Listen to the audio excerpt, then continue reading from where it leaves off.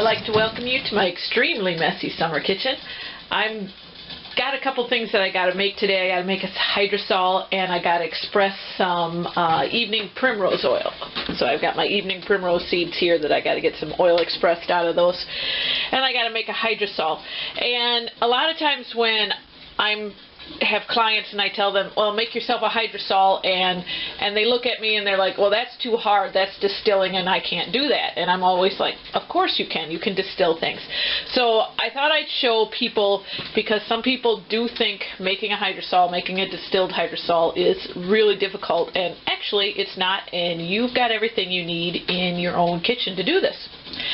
I'm doing this on the wood stove today. Now the hydrosol that we're going to be making today is for sores, bed sores is what they're usually called. And these are slow to heal. And they're especially slow to heal here this time of the year when the air is so dry.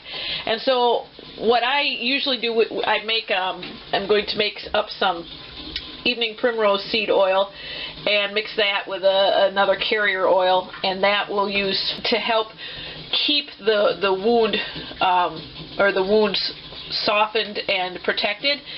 But then we're also going to make a hydrosol, and the hydrosol is going to be our disinfectant, and it's going to go in a spray bottle, and you spray that over the wound first, and it's going to be water with the essence of the plants in them.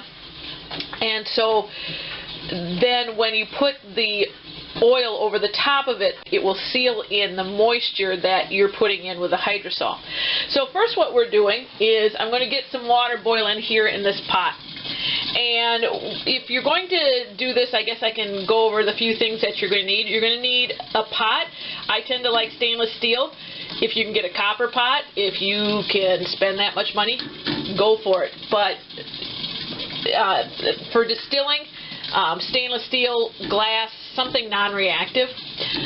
For my copper, I use a copper egg beating bowl. This one's gone through a lot, which you can see is kind of beaten up there a little bit. Be your coil. We're basically making a cone still. You need a container, again, non-reactive. I tend to use my Pyrex or some kind of glass. I guess this is not Pyrex. This is Pyrex knockoff. But anyway, some sort of something that can withstand the heat, because this is going to go into the hot pot. And then we're going to have something that will keep your container off the bottom of the pot. So that's what you're going to need. We're also going to need our plant material, and what we're working with today is going to be, I've got yarrow, good disinfectant, along with some sage leaves, rose petals, and again this is more for tightening. I have some old man's beard, and there's an actual scientific name for it that everybody else uses. I've always called it old man's beard, and I'll write that down below what that is. It's basically a lichen. And then and this is antimicrobial. And then because we're working with skin and with irritated skin, I'm going to put a little some chamomile into it, and then this is linden flowers here, so we're going to put a little linden into it.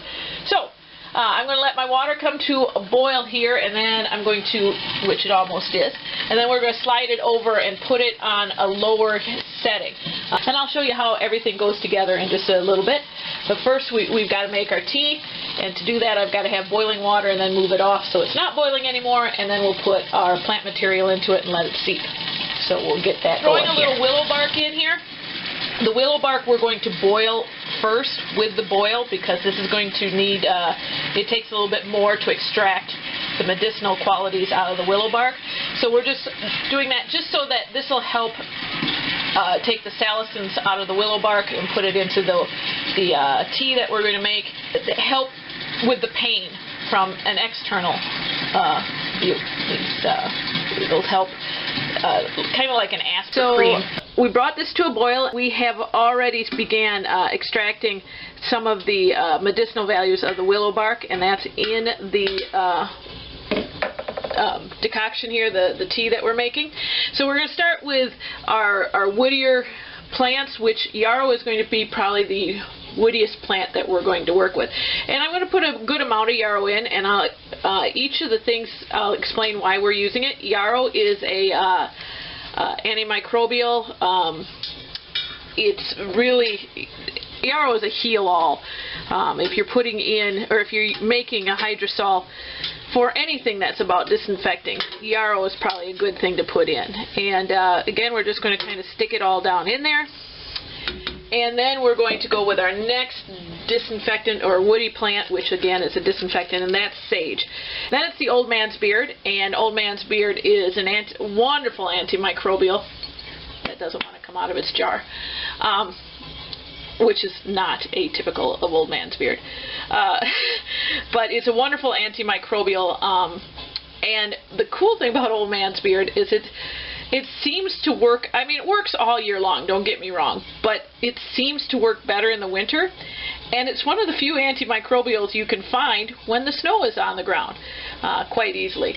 It's almost like, and I'm sure it's more how we evolved than anything, but it's like our one antimicrobial that we can find in the wintertime, or the one that we can find easily in the wintertime,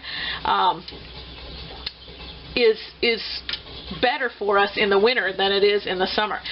The next thing we're going to use is our linden flowers, and the linden is more for the soothing quality of it. It helps calm the skin, the inflammation of the skin, and we're going to use more chamomile than linden. Oops.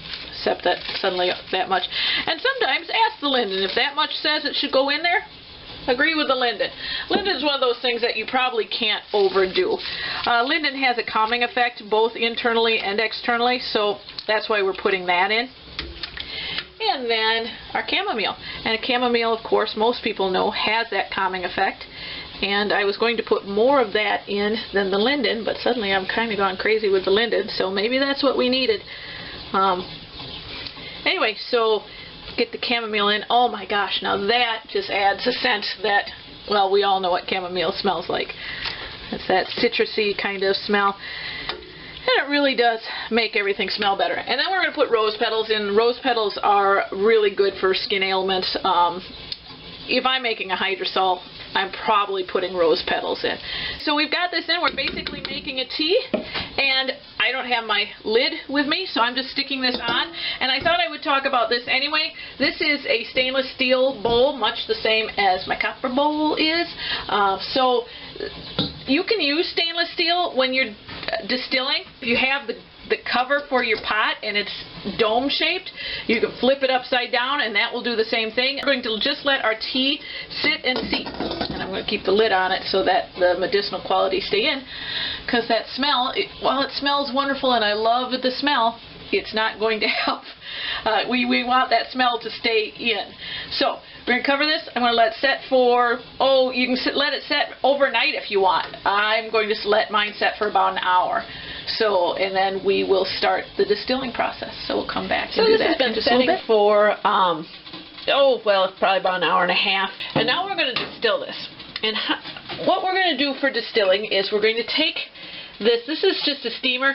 If you don't have a steamer, the rings off the top of your canning jars, anything that's going to, you can use to lift your collector, the bottom of this. So I use the steamer. I have like 20 of these steamers. I pick them up anytime I go to a garage sale and see one. I take them and then take the center post off because I don't need them for this. And then you put your collector right there in the middle. And again, everything should be clean, everything should be heat resistant, and everything should be non-reactive. This is the main setup here, and then we go, one second. And then what we're going to do is, here's my copper bowl, and I put some snow in it. For hydrosols, you don't need to worry about the snow so much. It'll make things go faster, and there's nothing wrong with it, so I just use it because it makes things go faster. But what's going to happen now is we're going to get almost a boil, not quite a boil, but almost a boil, and the steam is going to rise out of our medium down below, our tea, our decoction, whatever you want to call it. And it's going to rise up and it's going to hit the bottom of this bowl. Now this bowl's cold, so the minute as its water vapors, as its steam, as it's coming up, it's going to hit that and it's going to recondense back down to water because it's going to cool off. And it will roll down the side of the bowl to the lowest point, and from there it will drop into our collection container. And again, this is just a hydrosol, really easy to do. And I'm going to do this I'm going to do it nice and slow. The lower the heat is, the better the quality your hydrosol is going to be, so that you're not overheating your plant material. So basically, I'm going to keep this on very low. We do not lift this off. When the snow melts, we add a little bit more snow. We're not going to lift this off. We have no need to remove anything out of this until it's done. And I'm going to let this sit on very low for about an hour. And then we'll move on, and then we'll take it apart, and we'll have our hydrosol in the middle. If you remove the top and you smell it, this is called the angel's share. There's a term for it. And the angel's share is the medicinal quality has evaporated, and it's gone. The angels have it. It's no longer for you. It's for the angels. So leave your lid on. So I'm going to let this sit, and we'll come back here in an hour. I will replace the snow as it melts. And we'll come back here in about an hour, and I'll show you your hydrosol. So we've got this, we've been doing this for about an hour and a half. For the last half an hour I didn't put any more snow in. So we come up and we tap this down, because we've got all that water vapor that's condensed on the bottom. We still got cold water. I'm going to put you down for just a second because I got to lift this off, but we're going to just lift this off and then look in.